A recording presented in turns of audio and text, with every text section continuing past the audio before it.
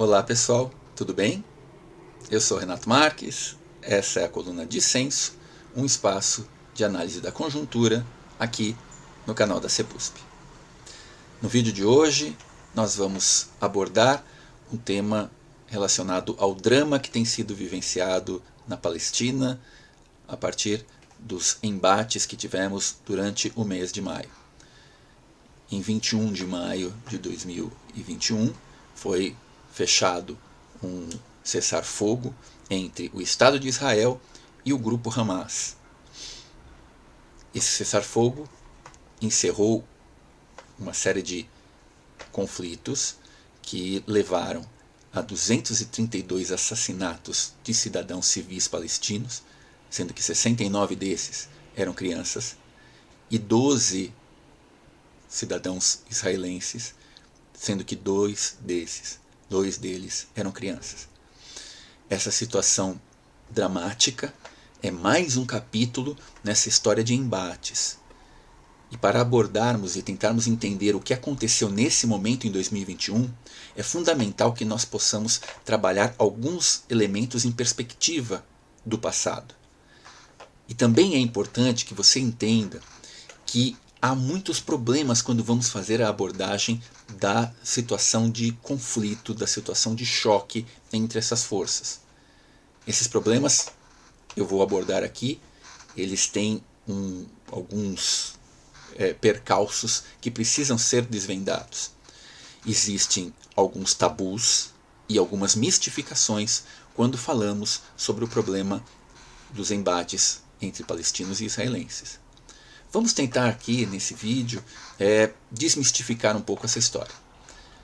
Vamos começar com o primeiro grande tabu. O tabu da dificuldade que qualquer analista sério tem em apontar os erros, os desmandos, as violações quando são cometidas pelo Estado de Israel. E esse tabu está associado a uma construção de discurso voltada para o passado histórico. É muito comum, quando alguém vai fazer uma análise crítica a respeito das ações impetradas pelo Estado de Israel na situação da Palestina, que essa pessoa seja chamada, seja nomeada como antissemita. Para que a gente entenda o que vem a ser esse tipo de acusação, é necessário que nós entendamos o que vem a ser a expressão semita. Semitismo é um nome que vai ser dado por linguistas para um grande grupo de povos habitantes da região do Oriente Médio, que no passado tinham a mesma, vamos dizer assim, a mesma base de formação linguística. São semitas, por exemplo, foram semitas os assírios, os fenícios, os hebreus, antepassados dos judeus, e são semitas também os árabes. O que mais comum que passa a acontecer, que passa a aparecer para o mundo todo a respeito da expressão antissemita, é o foco dado ao combate, ao enfrentamento, à perseguição histórica que sofreram os judeus. Só que é sempre importante a gente lembrar que a mera acusação, a mera utilização do termo antissemita em relação a uma crítica ao, por exemplo, voltada para o Estado de Israel, que se coloca como representante da população judaica, se essa crítica for feita, por exemplo, por um árabe, ela vai mostrar uma incoerência. Por quê? Quando você ataca os judeus, você estaria sendo antissemita? Ok, mas um ataque aos árabes também é característica de antissemitismo. Perceba você como o termo gera um conflito, ele gera uma problemática. É importante, portanto, que se entenda que a utilização desse termo de forma desgastada, de forma repetida, ela tem um viés, ela tem um objetivo.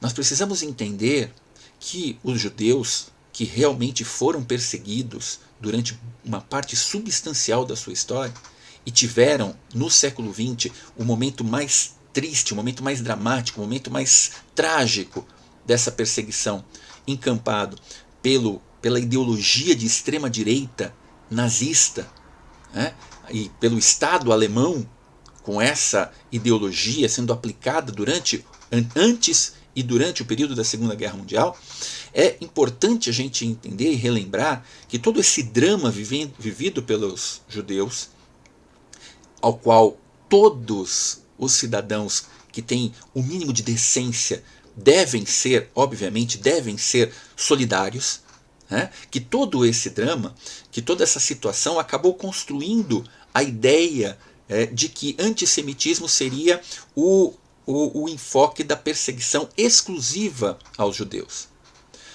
Isso foi uma apropriação, né, que acabou se dando dessa terminologia. O grave nessa situação é que, passada esse período de mácula, esse período terrível, foi feita a criação, se deu a criação do Estado de Israel, e a partir daí, muitos, né, dos adeptos da ideologia de sustentação do Estado de Israel repetem à exaustão a terminologia de antissemita a todos aqueles que vão elaborar qualquer tipo de crítica às atuações do Estado de Israel. E é aí que nós temos um equívoco brutal, né, para não dizermos até alguma coisa mais grave, mais séria do que simplesmente um equívoco. Porque o drama vivenciado pelos judeus, pela população judaica, ao qual todos devem ser solidários, não pode servir, né, de forma a, vamos dizer assim, justificar que o Estado de Israel acabe cometendo algum tipo de delito, em hipótese alguma, né? E aí é que entra o tal tabu. Sempre que algum analista vai exercer o seu papel de crítica, né, quando o Estado de Israel atua de forma a desrespeitar a legislação internacional, a desrespeitar os direitos humanos, surge a expressão que tenta igualar este crítico a todo aquele movimento vergonhoso da extrema-direita nazista. É uma forma, né, de enviesar o debate e de evitar que o Estado de Israel sofra críticas. Portanto, sempre que nós vamos tratar isso, como por exemplo neste vídeo, é necessário, é fundamental lembrarmos que as críticas ao Estado de Israel não dizem respeito a críticas à população judaica. O povo judeu tem todo o direito de ter a sua condição de defesa, a sua condição de existência, de sobrevivência preservada. A crítica não pode ser à religião judaica. Essa deve ser, obviamente, combatida. Porém, o fato de termos esse histórico triste não pode permitir a que aqueles que se colocam como porta-vozes de toda a comunidade judaica mundial tenham carta branca para executar o tipo de política que lhe bem caiba, que lhe bem provier, né? A qual ele possa desrespeitar os princípios mínimos dos direitos humanos. Esse então é o primeiro grande tabu. Mas não vem só ele, né? Não é só esse tabu que existe. Nós precisamos entender algumas das mistificações que acabam por aparecer. Algumas das mistificações que foram sendo construídas na história. A primeira grande mistificação que eu quero tratar com vocês aqui é que você que está assistindo o vídeo tenha muito claro que, diferente daquilo que o senso comum tende a abordar, o problema entre israelenses e palestinos não é, eu vou enfatizar, não é um problema de caráter religioso. Não. É um problema de caráter geopolítico. Mas como se o tempo todo, em todos os lugares, nos meios de comunicação, se enfatiza essa questão. Se enfatiza o fato de que haveria ali um conflito opondo de um lado judeus, os adeptos da religião judaica, e muçulmanos, os adeptos do islamismo. Isto não é verdade. Isto não é verdade por alguns fatores. Em primeiro lugar, vamos lembrar que na comunidade palestina, como aliás na comunidade árabe, não existem apenas muçulmanos. Existem muçulmanos, como por exemplo existem cristãos. Tá? Esse é o primeiro enfoque. Segunda questão importante a se ressaltar é que não há absolutamente nada, nenhum pilar, nenhum dogma das religiões, seja ela o judaísmo ou o islamismo, que enfatiza a necessidade de um confronto entre ambas. Aliás, muito pelo contrário. Quando falamos de judaísmo, de cristianismo, de islamismo, vamos lembrar que estamos falando de religiões irmãs. Religiões que se irmanam, seja pelo fato de serem as grandes religiões monoteístas de influência no Ocidente, seja pelo fato de serem as três religiões que seguem um livro, cada qual o seu livro, Torá, Bíblia e Alcorão, seja o fato de que as três religiões elas vieram, certo, de um mesmo patrono, de um mesmo patriarca, Abraão. Isso tudo precisa ser posto, precisa ser colocado, e precisamos lembrar o seguinte: não há em nenhuma dessas religiões, como aliás de resto não há em nenhuma das grandes religiões mundiais, daquelas que agregam um contingente volumoso de população, não há em nenhuma delas o conceito dogmático de que será necessário exterminar a outra religião, por fim a uma outra religião. Esse é um fator decisivo para que você compreenda que o problema não é religioso. E vou até trazer um outro exemplo. Se fosse religioso, nós não teríamos mundo afora comunidades judaicas e muçulmanas que convivem. Se fosse realmente um problema religioso, haveria ali, certo, uma determinação, uma necessidade de o tempo todo, desde os primórdios, judeus e muçulmanos, se atacarem. O que não condiz com a história desses povos. Durante a maior parte da existência dessas religiões, o convívio entre elas foi harmônico, dentro, obviamente, das circunstâncias que possam acontecer de convívio entre grupos religiosos distintos.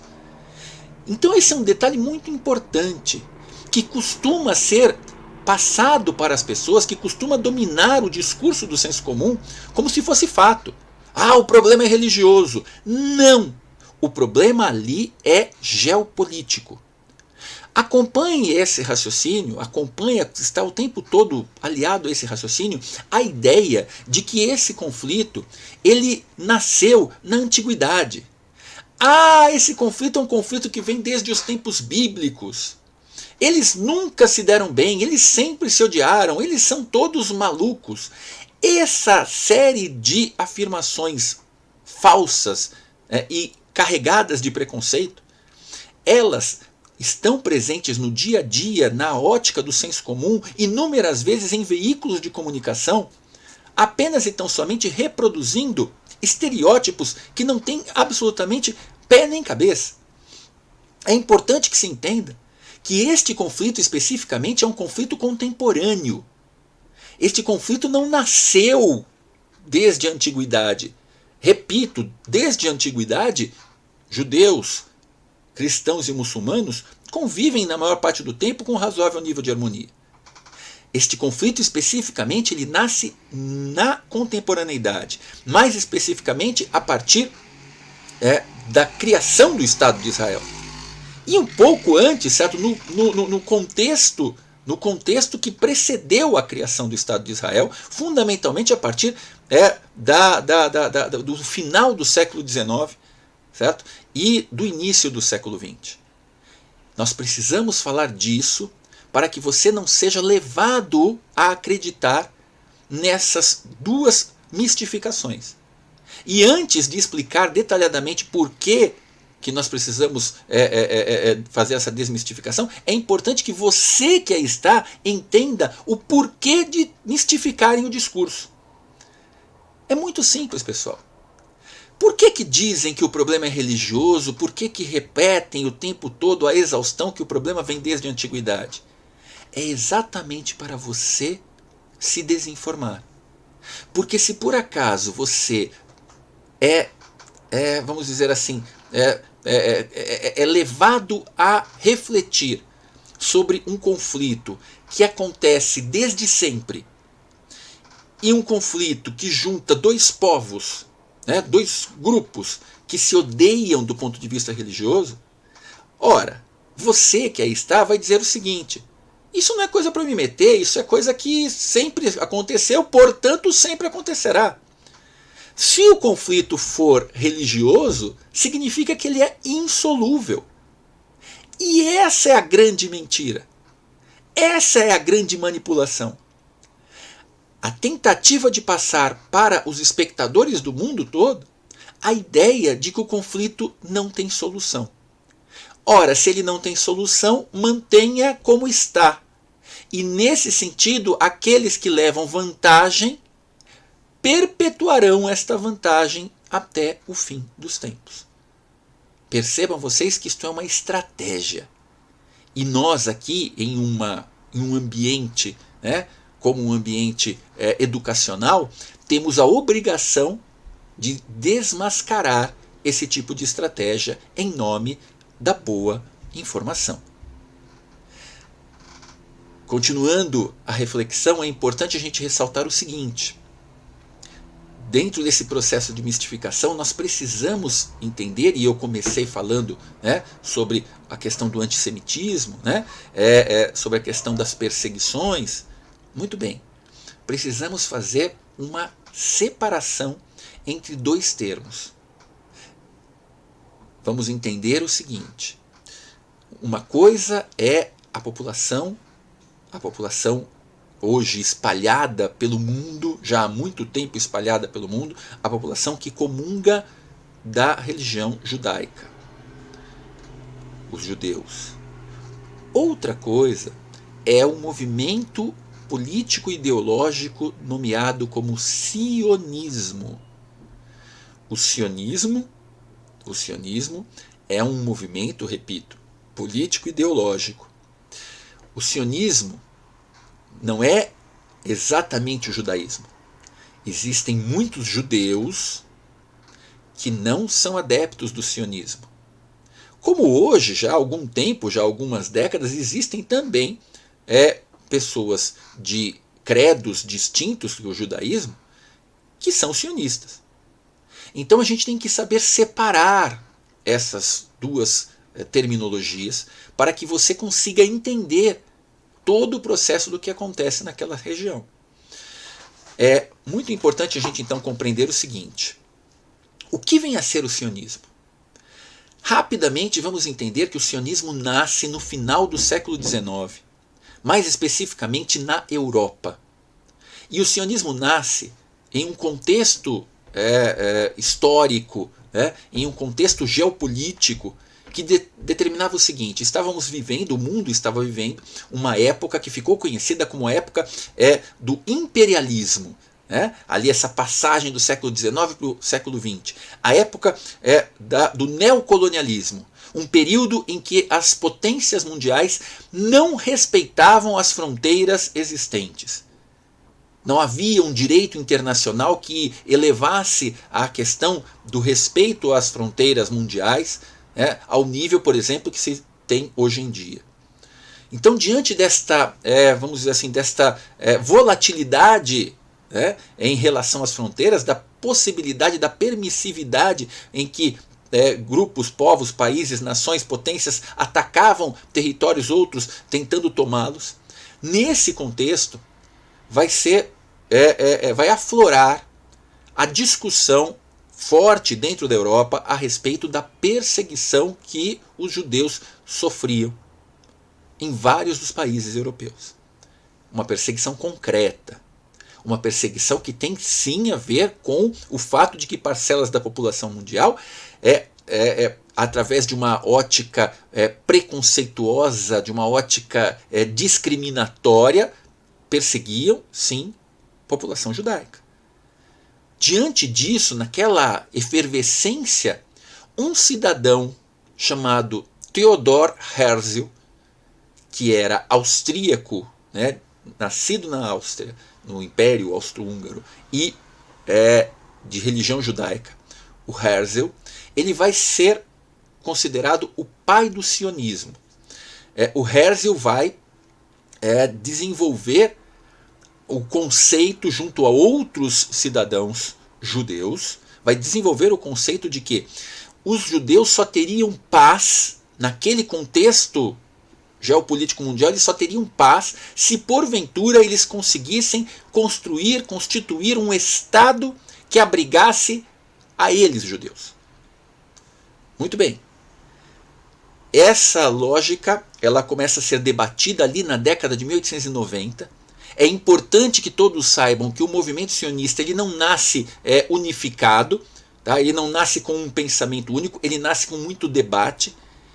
E, embora todos focassem nessa ideia da necessidade da construção de um Estado que abrigasse uma população judaica, havia muito debate, muita discussão para, por exemplo, definir onde seria esse território. Chegou a se debater e chegou a se levantar algumas possibilidades. Como curiosidade, um dos lugares pensados, né, pelo movimento sionista lá na época, na década de 1890, para abrigar este possível futuro Estado de Israel, seria o interior da Argentina. Houve um outro grupo com muita força que chegou a pensar fortemente que esse lugar deveria ser Uganda, na África. Mas, no final das contas, ganhou a tese associada ao chamado pensamento que vai ser chamado de pensamento sionista religioso, a tese da construção do Estado de Israel na região da Palestina. A construção do Estado de Israel voltado, certo, para um passado religioso. Foi a partir daí, certo, nessa entrada no século XX, que o movimento sionista passou a buscar se organizar, arrecadar recursos para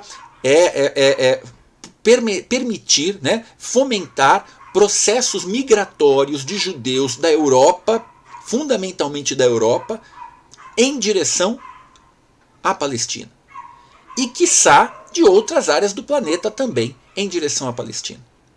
Esse processo demorou décadas.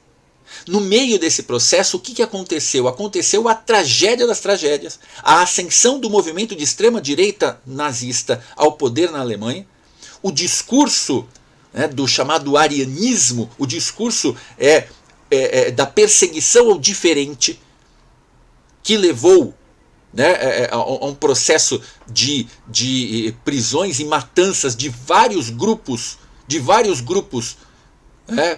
como ciganos, como homossexuais, como deficientes físicos, deficientes mentais, comunistas, vários grupos perseguidos pelos nazistas, mas dentre esses vários grupos, principalmente os judeus.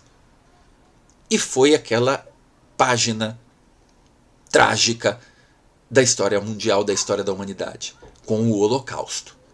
Pois bem, terminada essa situação, derrotado o nazifascismo, a consciência mundial pendeu para, de certa maneira, endossar o movimento sionista. Na jovem ONU, criada ali, certo, para tentar, de alguma maneira, organizar a paz no pós-Segunda Guerra Mundial, a tese da criação do Estado de Israel ganhou força.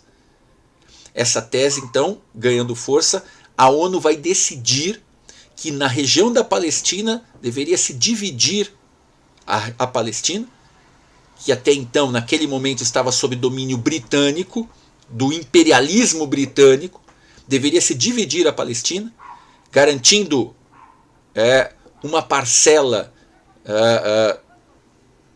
de território para a população judaica oriunda de vários lugares do mundo que ali poderia se fixar, algo em torno de 53% na época, da fundação do Estado de Israel em 1948, 53% da Palestina para essa população e 47%, mais ou menos 47%, para a população árabe palestina que ali habitava. Ali então, em 1948, começa a se construir este problema geopolítico, porque os palestinos que nunca participaram do movimento nazista, né, os palestinos viram aquilo como um ataque à sua possibilidade de soberania. E a criação do Estado de Israel vem, ela se dá, os conflitos ali que vão acontecer, que vão aparecer, né, eles vão acabar tendo vitórias seguidas do Estado de Israel, que vai se fortalecer, que vai crescer e que vai tomar parte substancial daquele território, crescendo, até que se chega em 1967, na chamada Guerra dos 6 Dias, e Israel toma 100% do território. 100% do território. A partir desse momento, nós teremos uma série de condenações da ONU, condenações ao Estado de Israel, definindo a ideia de que deveria se voltar à lógica proposta antes de 1948 do que? Da criação de 2 estados. 2 estados com a cidade sagrada para as 3 religiões monoteístas ocidentais, judaísmo, cristianismo e islamismo, a cidade de Jerusalém, com uma administração internacional para permitir que o convívio entre esses povos pudesse se dar. É exatamente a partir de 1967 que entra em cena com força brutal um parceiro, vai estabelecer parceria com o Estado de Israel, a maior potência do mundo, os Estados Unidos da América. A partir daí, os Estados Unidos da América vão dar sustentação econômico-militar para o Estado de Israel, apostando neste aliado, na importância de ter um aliado tão íntimo ali no contexto econômico, geopolítico do Oriente Médio. Este processo vai se estender e ele vai se arrastar durante décadas, e o que nós vamos perceber, o que os analistas vão perceber, é que o Estado de Israel vai executar essas propostas sionistas focadas na ideia de manter um controle o mais próximo possível do total sobre a região da Palestina, com um apoio forte dos Estados Unidos e, obviamente, de parte substancial da mídia ocidental. Dentro desse contexto, nós vamos ter inúmeras situações e circunstâncias, mas fundamentalmente uma lógica de uma condição em que você tem um Estado forte, rico e militarmente poderoso, inclusive com armas, detentor de armas nucleares, e do outro lado, a região da Palestina, hoje terras descontínuas entre Cisjordânia e faixa de Gaza, extremamente empobrecida, dependente e controlada pelas forças militares de Israel. Vários vão ser os momentos históricos que o tempo aqui desse vídeo não vai nos permitir que nós possamos tratar. Mas é importante que se entenda, que se compreenda esta condição para que nós possamos compreender o que está acontecendo hoje em 2021, que é, obviamente, o que motiva você a estar assistindo a esse vídeo. A situação que levou a essa onda de conflitos que nós vivenciamos agora e ficamos realmente certo apavorados em perceber, ela está atrelada a uma postura contemporânea focada ali certo dentro do Estado de Israel, que diz respeito à lógica da tentativa de controle totalizante do território palestino e fundamentalmente ali certo da cidade de Jerusalém. Jerusalém, você tem a chamada parte de Jerusalém Ocidental, que em tese deveria abrigar a população judaica, e Jerusalém Oriental, para abrigar a população árabe, a população palestina, seja ela muçulmana ou cristã.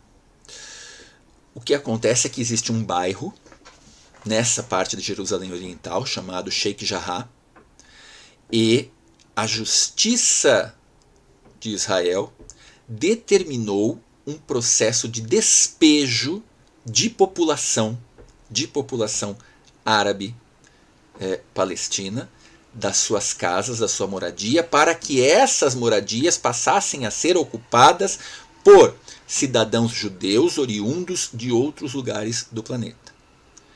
Porque aí entra em cena um outro contexto que precisa ser desmistificado, que você precisa entender.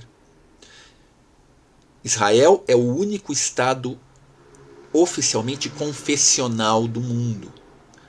O que significa isso?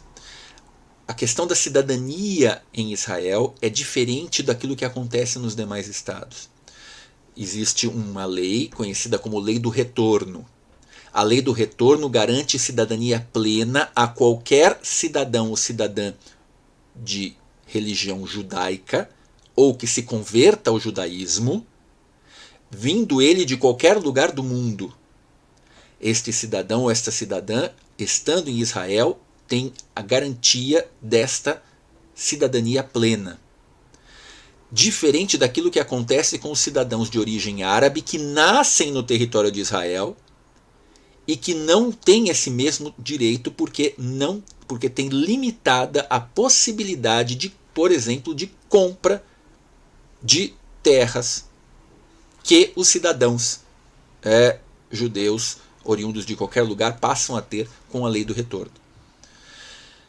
Este processo de chegada de população judaica faz parte da estratégia do Estado de Israel de ampliar a quantidade, né, de população de origem judaica para tentar, na medida do possível, equilibrar ou talvez até superar o contingente de árabes palestinos que vivem naquela área, naquela região.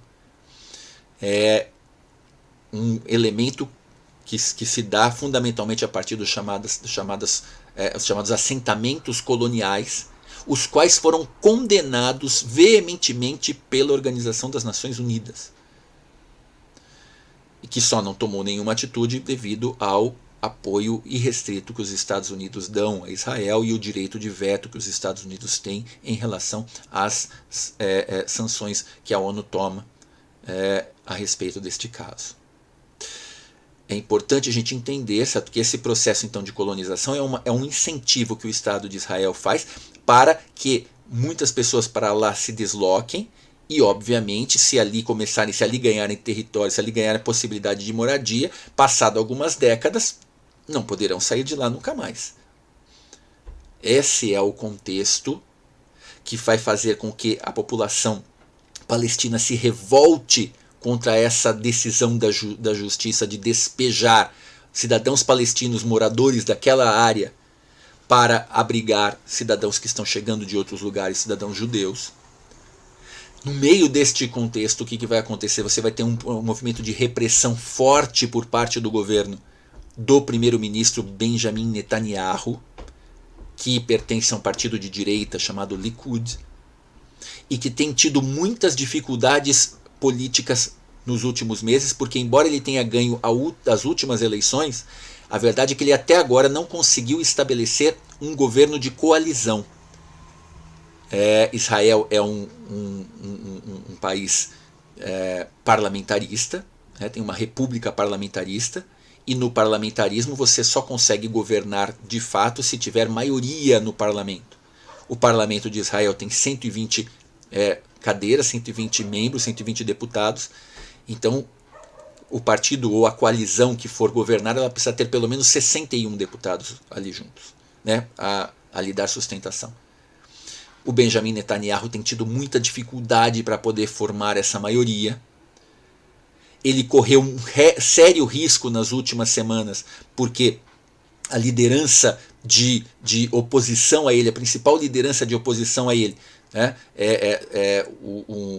de um partido centrista. O líder Yair Lapid, esteve muito próximo de formar uma coalizão, capaz de colocar em risco, né, já que o Netanyahu não estava conseguindo formar a maioria, o Lapid, que é um político de centro e que inclusive defende a tese da presença dos dois estados, um estado de Israel e um estado palestino, tá? Ele atraiu para a sua coalizão um político de extrema direita, tá?